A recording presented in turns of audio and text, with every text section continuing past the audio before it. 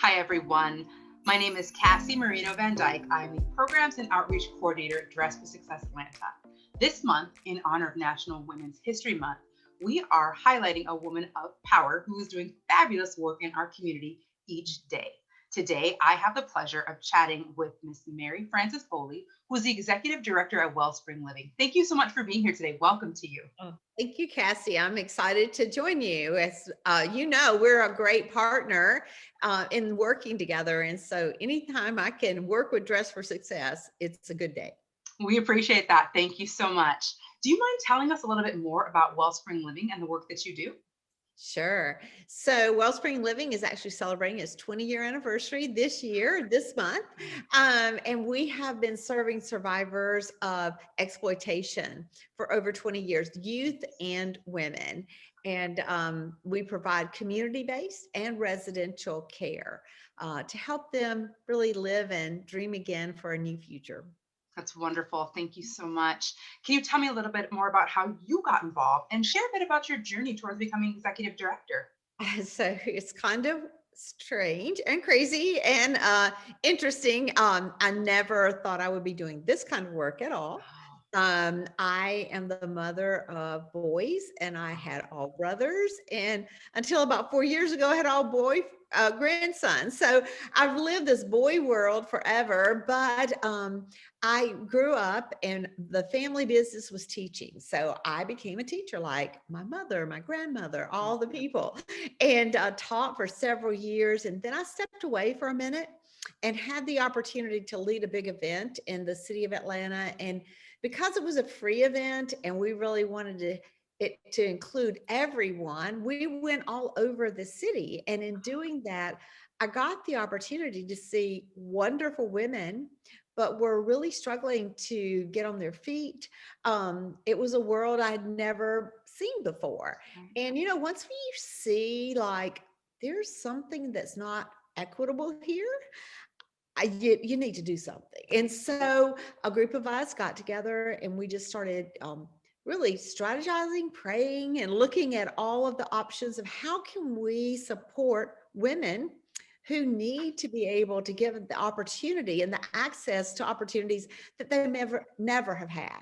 So we opened up our very first home in 2001, thinking that whoever comes in, we're just going to take care of them. We're going to learn what they need, and we're going to meet their needs. That was kind of the whole focus. And little did we know that the very first person that came in our program was a victim of trafficking. And boy, we learned right away a lot of needs. And it really was a structure for what we were going to do the rest of our time. It was to provide for that person a comprehensive model of care.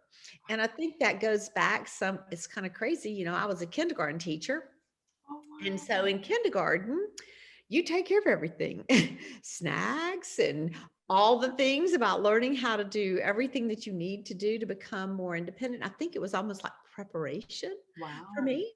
Yeah, so it was quite the journey. I was the one at the beginning and still here. um, Congratulations. and it's grown from a small group of really caring people to a full organization that is not just serving women, but we're also serving youth. And Okay.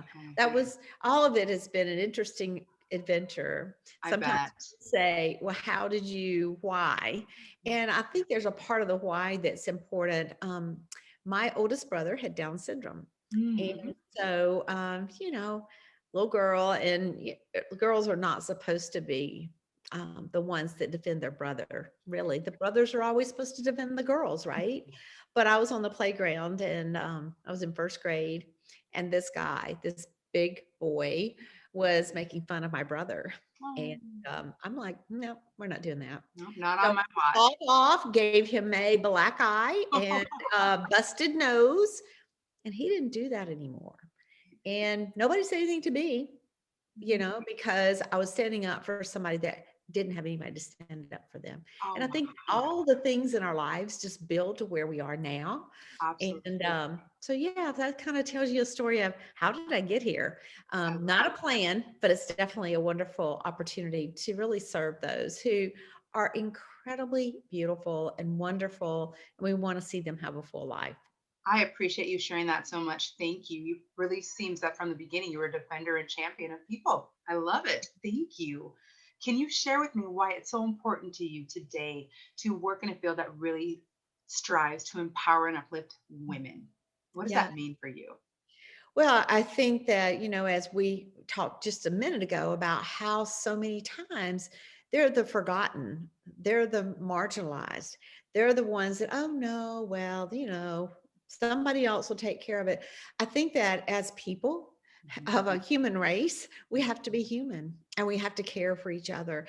And especially, I love to be able to care for women with children, Yes. because I think about, the generational changes that can happen when we care for women well and we give them access. And one of the beautiful pictures that I see is that when we have a young woman who has a child and we see that woman get a job, get to go to Dress for Success and dress like a successful person, then that's really setting an example for that young child Right. to know that their life can have great hope, because now mom has hope, because I know they've seen mom without hope.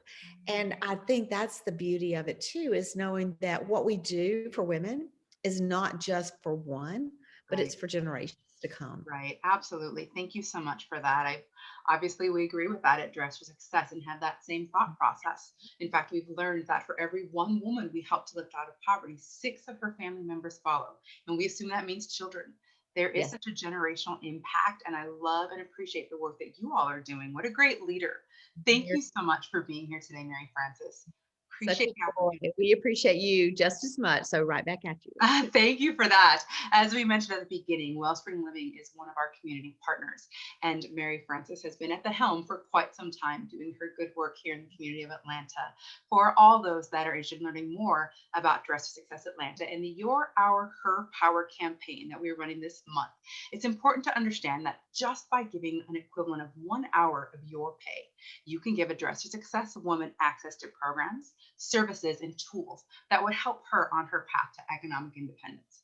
If you want to have even greater impact, pledge to give 1 hour each month throughout the rest of this year. For more Mm. information, please go to our website, atlanta.dressforsuccess.org, and donate today. Thank you all for watching. We're grateful to have you.